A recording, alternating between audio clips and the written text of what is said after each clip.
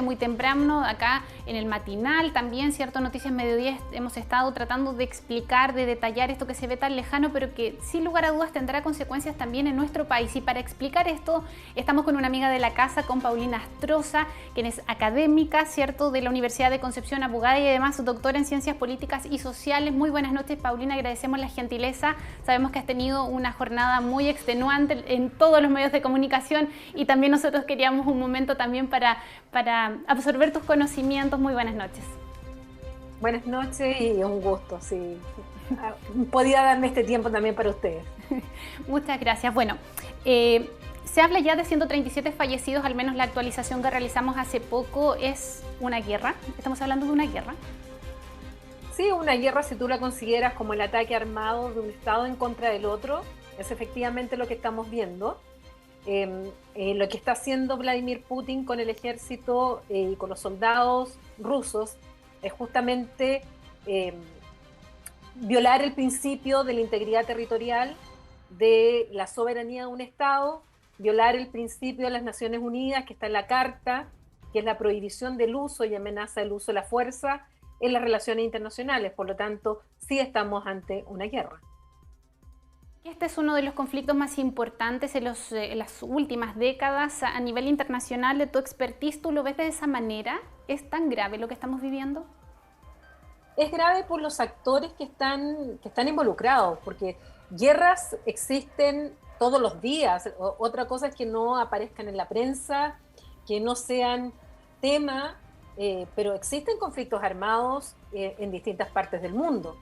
Sin embargo, este en especial cobra una característica importante porque se trata de Rusia.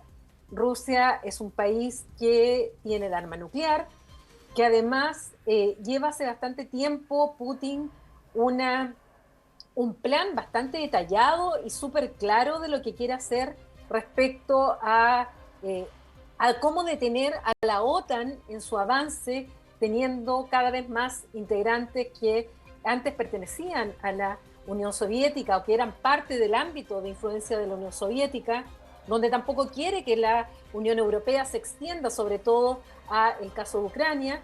Y evidentemente esto implica no solamente consecuencias para las primeras víctimas, que son los ucranianos, sino que en general para el sistema internacional y para las potencias que están en juego. Aquí está involucrada la OTAN, está involucrada la Unión Europea, está involucrado Rusia, pero también esto trae aparejado a que no puede funcionar la ONU por el veto de la propia Rusia y va a traer consecuencias en definitiva para todo el mundo. Sí, sin lugar a dudas, algo de esto hemos visto a materia económica, por ejemplo, cómo subió el dólar, ¿cierto? Vimos también la bolsa cómo cayó, pero abordémoslo desde el punto de vista de los objetivos detrás de esto. ¿Qué punto quiere hacer Putin detrás de toda esta maniobra que muchos han dicho que esperó, incluso lo escuché por ahí en un medio de comunicación, que estaba esperando que terminaran los Juegos de Invierno incluso para poder hacer esta acción, en un gesto también a China, que China también de alguna manera siempre termina siendo actor en estas cosas? Lo hizo así, de hecho hubo una reunión antes entre Xi Jinping y Putin, y él se comprometió que no iba a realizar ninguna maniobra durante los Juegos Olímpicos. Entonces, eso es cierto. ¿Y cuál es el objetivo? A ver, aquí hay varias razones. Una de ellas es que Rusia, Putin en particular, que es el tomador de decisión, quiere crear o recrear o volver a tener la Gran Rusia. Y en esa Gran Rusia está incorporada Ucrania. Ucrania es parte de esa identidad, de ese sentimiento nacionalista ruso, así como también hay muchos ucranianos que se sienten parte de esa herencia identitaria rusa. En segundo lugar, porque lo que no desea Putin es que Ucrania sea parte de la OTAN. El ser parte de la OTAN es formar parte de esta alianza defensiva que se creó en 1949 justamente en contra de la Unión Soviética, y que muchos de los países que eran parte de la órbita de la ex Unión Soviética han ido ingresando a la OTAN. Pero Ucrania en particular, por este sentimiento identitario primero y segundo por las fronteras que tiene, para Putin es una línea roja. No quiere por ningún motivo que los occidentales tengan acceso a este territorio, que puedan tener bases militares, que puedan instalar misiles, que que evidentemente van a poner en riesgo la seguridad de Rusia, y lo toma como un interés vital de sobrevivencia y de seguridad nacional el que no se avance, que Ucrania no sea parte ni de la OTAN ni de la Unión Europea. Sí, ya que hablabas de la línea roja y también respecto de la OTAN, vimos durante la tarde, eso de las 16 horas, un poquito antes, hablar a Joe Biden también de un bloqueo económico evidente, cierto, a Rusia, pero también diciendo que básicamente si se toca a algún país de la OTAN va a actuar, pero sí ya ha mandado tropas al menos a Alemania. ¿La señal de Estados Unidos va dentro de lo esperado o da una señal también porque es un estilo de gobierno distinto al republicano? No, la verdad es que en este caso, salvo el paréntesis que fue Donald Trump, que escapaba absolutamente a lo que es un republicano o un demócrata, en general lo que dijo Biden no es para nada sorprendente. Eso lo sabíamos todos aquellos que seguimos este tipo de materias, en que no iba a haber, como algunos pensaban, soldados estadounidenses o canadienses o franceses o belgas o italianos, países que son parte de los 29 estados que forman parte de la OTAN, en territorio ucraniano enfrentándose a soldados rusos. Eso no lo íbamos a ver y no lo vamos a ver, y eso es lo que en definitiva Biden hoy día ratificó. Lo que ha hecho Occidente es armar a Ucrania, entregarle armas, tanques, dinero, drones, misiles, para que se pueda defender de los ataques de las tropas rusas. Pero quienes van a tener que defenderse son precisamente los ucranianos. Y una de las razones está porque no son Ucrania, al no ser parte de la OTAN, no queda cubiertos con el paraguas de protección que tiene y que es el artículo 5 del Tratado del Atlántico Norte. Y ese artículo es, como yo se lo enseño a los estudiantes, como los tres mosqueteros, o sea, todos para uno y uno para todos. O sea, si atacan a uno de los miembros de la OTAN, todos pueden actuar de manera colectiva, porque esto lo autoriza la Carta de las Naciones Unidas en su artículo 59, que habla de la legítima defensa colectiva, pueden salir todos a defender. Pero al no ser Ucrania parte de la OTAN, ese artículo no se aplica. Sin embargo, sí se aplicaría en el evento en que alguno de los Estados miembros de la OTAN fueran atacados por Rusia. Y por eso que se ha reforzado la frontera y se ha reforzado a Polonia, se ha reforzado a Alemania con 7.000 soldados que anunció hoy día Biden, justamente cuando cuando Donald Trump había retirado soldados y militares de las bases que hay en Alemania y que están desde el término de la Segunda Guerra Mundial.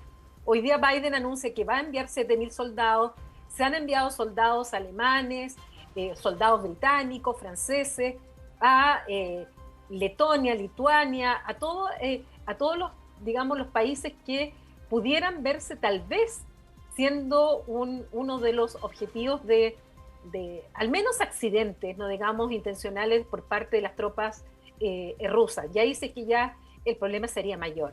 Sí, a eso mismo quiero apuntar, sin ánimo, por supuesto, Paulina, de ser alarmista, pero es lo que se comenta. ¿Qué tan lejos o cerca estamos de una tercera guerra mundial? ¿Qué es lo que queda en el ambiente? Nos recordamos, por supuesto, la Guerra Fría y estos procesos que, al parecer, se daban como subsanados hace muchos años y, evidentemente, estamos en 2022 viviendo algo muy parecido. Mira, yo la verdad es que desde este punto de vista soy bastante realista o neorrealista, como se habla en las relaciones internacionales, porque creo que la disuasión funciona. Y en este caso la disuasión nuclear. Tanto Rusia como algunos países de la OTAN tienen el arma nuclear. En el caso de Europa, el arma nuclear lo tiene Francia y lo tiene el Reino Unido, o sea, Reino Unido en el caso de Europa y Francia en el caso de la Unión Europea. Lo tiene Estados Unidos, que es el que tiene la mayor capacidad nuclear y de destrucción. Entonces, ese elemento obviamente va a frenar a Putin a ir mucho más allá y enfrentarse realmente a un escenario de tercera guerra mundial. En el año 1962, que fue la crisis de los misiles, fue cuando más cerca se estuvo de la tercera guerra mundial. En ese caso estaba la Unión Soviética con los Estados Unidos enfrentados por misiles que los soviéticos habían instalado en Cuba. Pero ni siquiera en esa situación, que duró 13 días, en octubre del año 62, realmente ninguna de las potencias decidió apretar el botón porque eso significaba la destrucción total. Yo creo que no estamos en ese escenario. Sí, afortunadamente de tus palabras deducimos también algo de calma, pero sin lugar a dudas habrán consecuencias y queremos saber cómo va a repercutir eso en Chile. Yo sé que tu expertise no es lo económico y entendemos que sí o sí van a haber consecuencias económicas, especialmente porque estamos nosotros los chilenos en un proceso bien especial.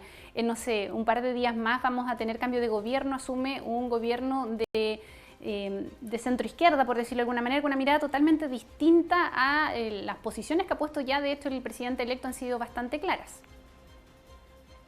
Pero en este sentido, el presidente electo ha sido bastante claro, incluso tuiteó antes que el propio Ministerio de Relaciones Exteriores. El Ministerio de Relaciones Exteriores tomó bastante tiempo para condenar los ataques y la incursión armada de Rusia.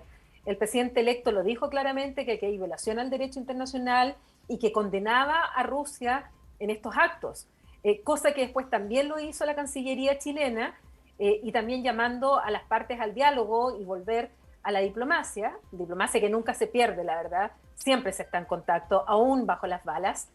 Y por lo tanto, en ese sentido, yo creo que la administración del presidente electo Boric va a seguir lo que ha declarado hoy día la Cancillería.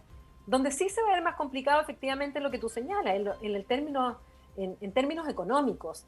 Las bolsas cayeron, algunas se han recuperado, pero el impacto ha sido grande. Evidentemente sube el valor del petróleo, sube el valor del gas.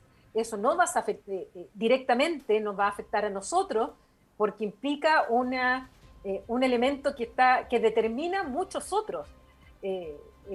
Cuando uno habla de la subida del pan o cuando sube los productos, bueno, muchas veces porque sube el petróleo. Y el petróleo evidentemente está subiendo producto de esta situación. Entonces, en ese sentido sí nos van a llegar las consecuencias.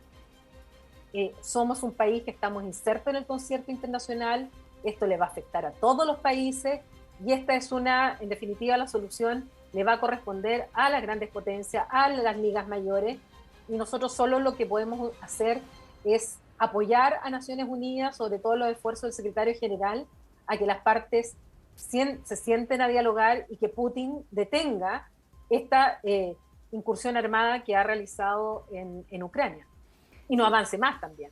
Sí, absolutamente. Paulina, yo prometí una entrevista corta en off, así que me comprometo a dejarte en libertad para que puedas descansar y agradecer. Sin lugar a dudas vamos a estar en contacto nuevamente para requerir de tus conocimientos, pero es una mirada importante de una experta, es un lujo de académica que tenemos acá en Concepción, así que muy agradecida por este contacto con Noticias. No, gracias a ti cuando quieran. Siempre hay un espacio para Canal 9 Regional.